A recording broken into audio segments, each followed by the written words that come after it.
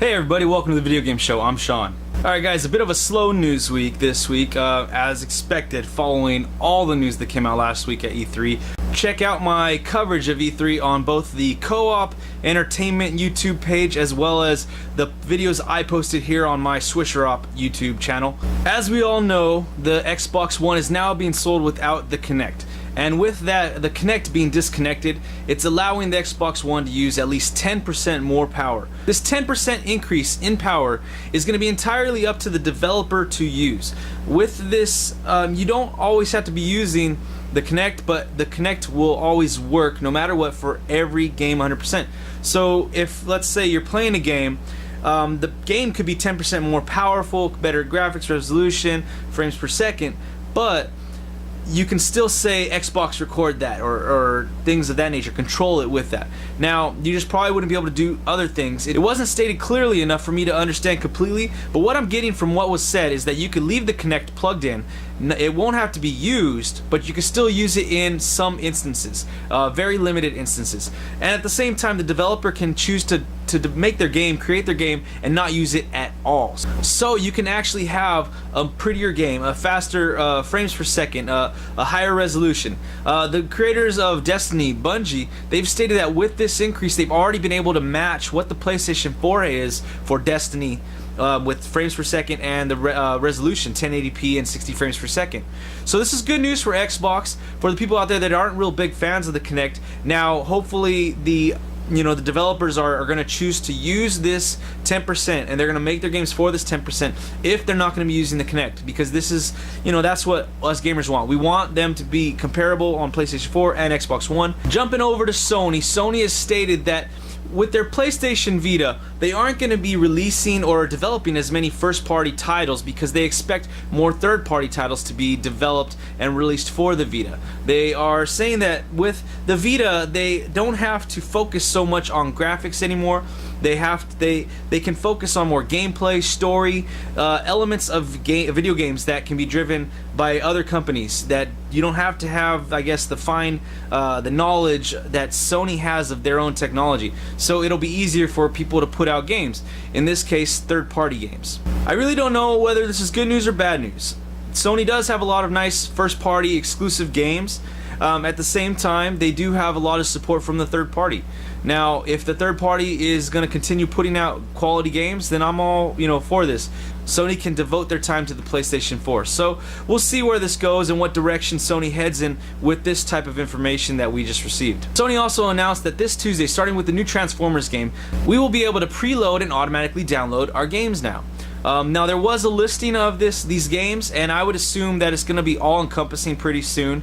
But starting this Tuesday, it's starting with Transformers. The reason behind that is just because this is rolling out now, and Transformers is the first game that's going to be coming out for this. So this is really good. This is what people have been asking for. There will be a designated time for each of your games when you'll be able to play it after it is pre-downloaded, preloaded, automatically downloaded. So hopefully it's at that 12:01 mark. So you could do it the day before. Hopefully it automatically does it for you and gets you ready to go. This will help a lot of people that don't want to go to the brick and mortar stores and don't want to be waiting for that midnight release over at these stores. This is what a lot of people have said they wanted, and so let's see if Microsoft can follow suit and do this for the Xbox One as well. The world's largest video game collection, according to Guinness World Records, has been sold. It was auctioned off for over $750,000. Now that's a lot of money. That he has tens of thousands of games.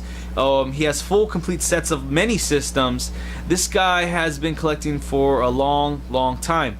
Now if you average that out, if you're talking about every game, he's the person who bought this, who got this on the auction, is paying about $68 to $70 per game, give or take.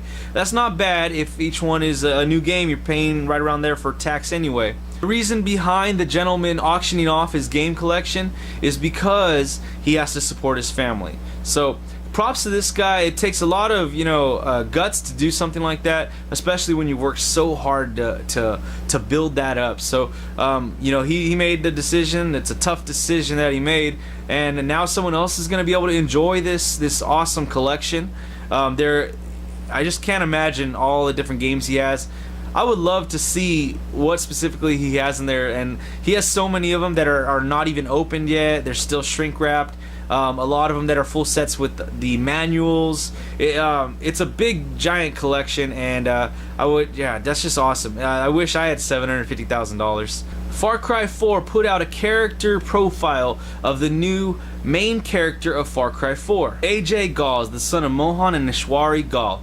Now, he's a native to Kyrat. He is a devoted son, but after his mother has died, he goes back to Kyrat to spread her ashes. He is also the guest of honor of Pagan Min during the game. Little does he know that Pagan Min has a connection with him as well as his family. Mohan and Pagan were actually in love. Both of them were in love with Ishwari. Mohan was trying to lead a resistance against Pagan, and that didn't turn out for the best. Both of AJ's parents have died, and now he's coming back to spread his mother's ashes in her native land. They also showed a picture of AJ. He does look similar to, I guess what you could say, the guy that was getting his head pushed down on the cover art they showed. And now that I look at it deeper and closer, Pagan actually does look similar to these other characters, but he's white. So I don't know what happened with that. I wonder if that's gonna be part of the story. I mean, and I don't mean to offend anybody. Is he an albino? Is there something going on with him? Is he have a skin disorder? I don't know.